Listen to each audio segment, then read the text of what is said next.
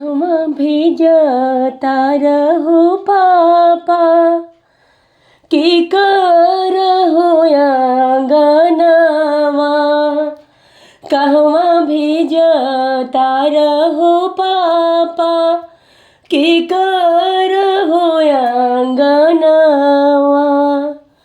अरे दिहल छोड़ाइए पापा अपनी हो भावनवा। अरे दिहल छोड़ाइए पापा मम्मी के होया चरवा। अरे कहवा भेजता रहो चाचा के करहो दुआरवा। अरे दिहल छोड़ाइए चाचा चाची के हो दुलरवा।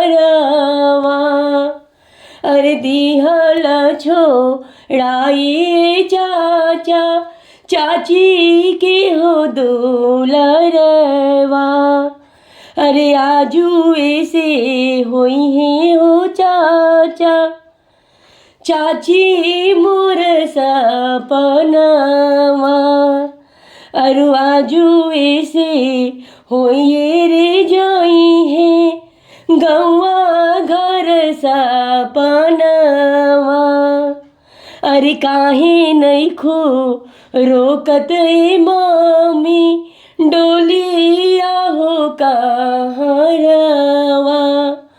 अरे काहे मुँह फेर लुए चाची कवन हो आए गुनवा। अरे कहाँ भेज तारहो भैया के करहो दुआरिया। अरे कहवा भेज तारहो भैया के करहो दुआरिया। अरे आजुवे से छुट्टी हो जाई है संगिया हो सहेलिया। अरे आजुवे से छुट्टी हो जाई है भाभी के हो सनेहिया। अरे काहे नहीं खो रोकत ए भाभी डोलिया हो कहरवा। अरे काहे नहीं खो राखत है मम्मी आचरा के हो छैया।